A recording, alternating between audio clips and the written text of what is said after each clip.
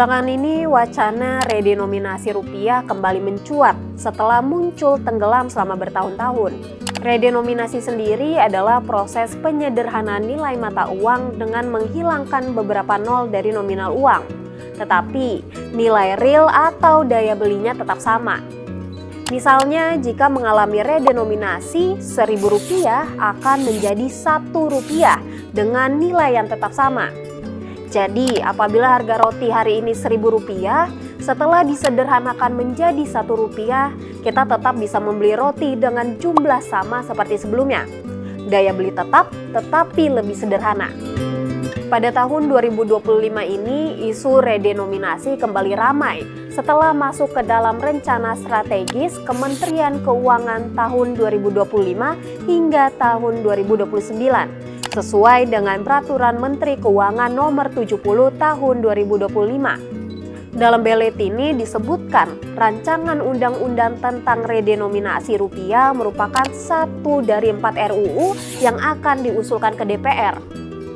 Pemerintah menyatakan redenominasi rupiah dilakukan demi mewujudkan beberapa tujuan, seperti efisiensi perekonomian hingga meningkatkan kredibilitas rupiah.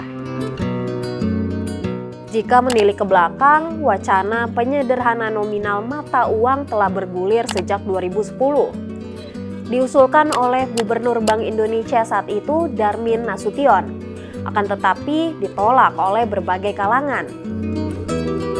Lalu muncul lagi di 2013. Bahkan RUU-nya masuk ke program legislasi nasional prioritas.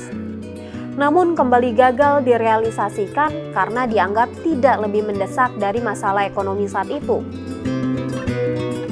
Pada 2023, isu ini juga kembali muncul ke permukaan, namun dibantah oleh BI. Sampai akhirnya tahun ini kembali masuk ke prolegnas. Lantas setelah bergulir selama bertahun-tahun, redenominasi rupiah masih saja belum terrealisasikan. Kepala Ekonom Bank Permata, Joshua Pardede, menilai hal ini disebabkan oleh berbagai hal, baik itu dari sisi politik, legislasi, hingga dunia usaha. Memang tidak bisa dipungkiri proses redenominasi memiliki sejumlah risikonya tersendiri. Joshua menyebut masa transisi memakan biaya yang tidak sedikit. Apalagi ada potensi kebingungan dan penolakan dari masyarakat, terutama apabila literasi keuangan masih rendah. Di sisi lain, redenominasi juga bisa menciptakan persepsi lebih baik soal perekonomian tanah air, bahkan meningkatkan kebanggaan terhadap rupiah. Menurut ekonom Universitas Paramadina, Wijayanto Samirin, redenominasi bisa mendorong good governance.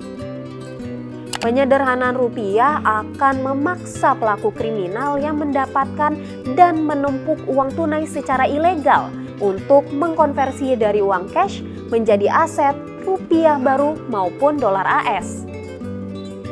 Kemudian melakukan konversi itu pasti akan dicurigai gitu ya. PPATK pasti tahu sumber uangnya dari mana dan sebagainya.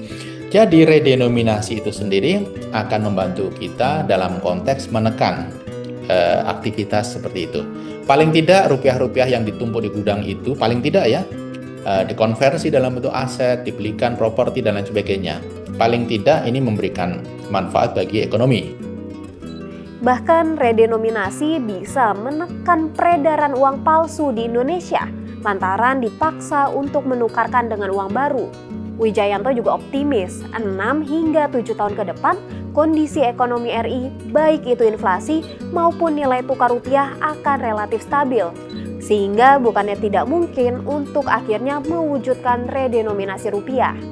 Yang pasti, kedua ekonom ini menekankan betapa pentingnya proses transisi, sosialisasi hingga memastikan masyarakat memiliki pengetahuan yang cukup terkait hal ini tidak bisa diabaikan oleh pemerintah. Apalagi keterbukaan menjadi hal yang penting. Jangan sampai masyarakat tahu lewat bocoran-bocoran beleit yang sudah dibuat.